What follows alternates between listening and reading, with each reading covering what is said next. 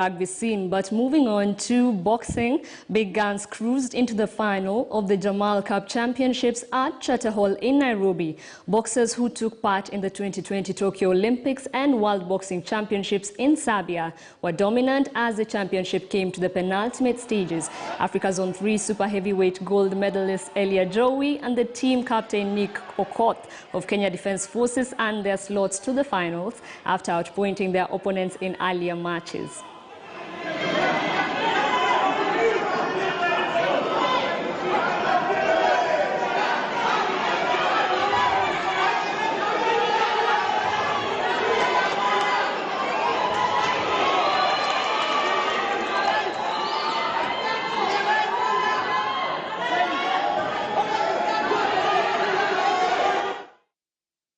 On to some mixed martial arts. The Kenyan Tongil Mudo national team, also known as Team Jasiri, will select players this weekend ahead of the 9th edition of the Mombasa Open Tongil Mudo Martial Arts Championship. The event, that will be held at the Aga Khan Academy Multipurpose Hall in Mombasa from 11th to 22nd December, will accord participants an opportunity to compete and qualify for places in the national team.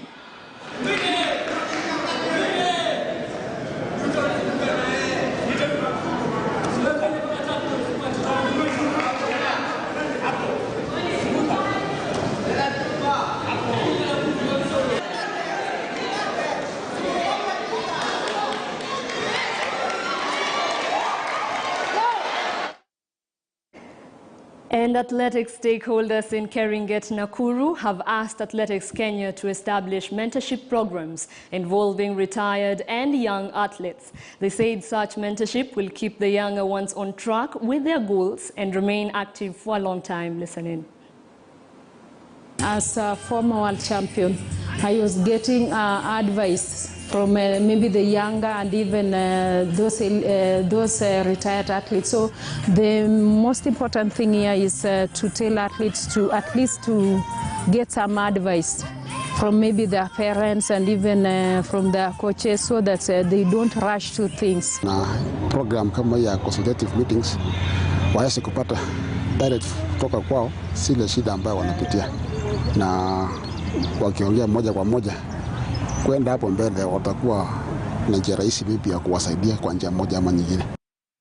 Of course, we have been seeing AK forums running across the country in the past few weeks, and we're hoping that a lot will come out of that. But moving on to the golfing scene, 216 golfers will take part in the Johnny Walker Classic Golf Series, dubbed Road to Glen Eagles. The tournament will take a Stableford 4-ball format, with the top 3 teams at every event qualifying to play in the latter stages of the tournament, which shall culminate in a grand finale, where the overall winning team will win an all-paid trip to the iconic Glen Eagles golf course in Scotland.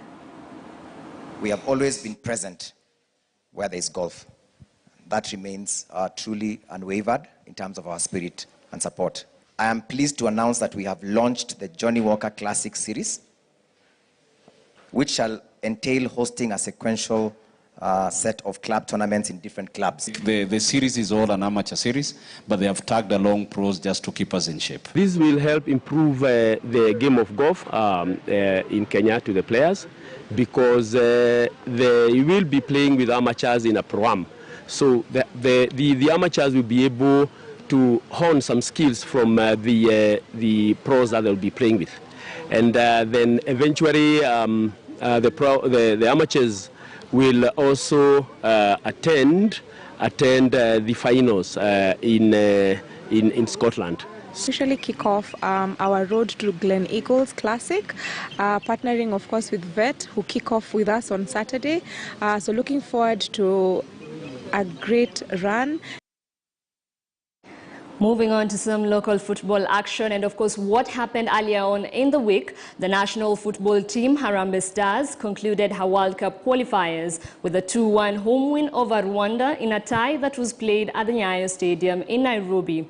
Captain Michael Olunga gave Stars the lead on the 4th minute before Richard Odada doubled the lead on the quarter-hour mark. Oliver Nyonzima scored Amavubi's only goal of the match in the second half. Start for the home side here in Nairobi.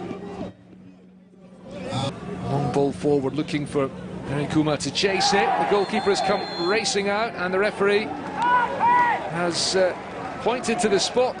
Well, it's Ochieng to take it and tucked away. Richard Odada scores. It was a dead rubber match, and coach Engin Ferrat's only win as his tenure comes to an end. Now, Harambee Stars tacticians Jacob Ghost Mulee and Zico Tienu are strongly against a FIFA ban for Kenya that might result from the appointment of the caretaker committee formed by CS Amina Mohamed to run football affairs. Premier League coach Zico is saddened that Kenyans are being too casual about the possible FIFA ban. Listen in.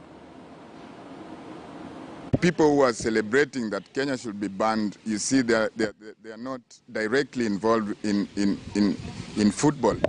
Look at the coaches, the players, the referees. Nobody is for Kenyan ban. I mean, nobody is for FIFA ban.